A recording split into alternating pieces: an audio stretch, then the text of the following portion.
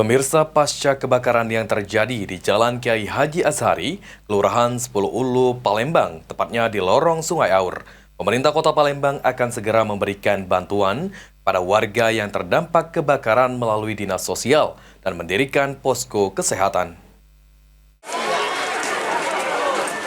Pasca kebakaran, PJ Wali Kota Palembang langsung datang meninjau warga yang berada di lokasi kebakaran. PJ Wali Kota Palembang, CK Virgowansyah, mengatakan setidaknya 1 bedeng, 8 pintu, serta 2 ruko dan 1 rumah yang terbakar. Akibat kebakaran, 16 kakak yang terdampak dari kebakaran ini, namun belum ada informasi lebih lanjut mengenai korban jiwa, hanya saja ada warga yang terluka. Pemerintah Kota Palembang akan segera memberikan bantuan melalui Dinas Sosial Kota Palembang, kemudian dari Puskesmas akan memeriksa kesehatan warga. Yang pertama pasti kita akan dari Dinas Sosial terlebih dahulu.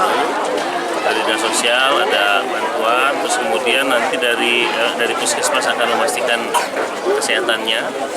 Nanti dari Bulura juga Pak Camat nanti di sini akan memastikan yang korban-korban ini bisa di mana tempat dia tinggal sementara.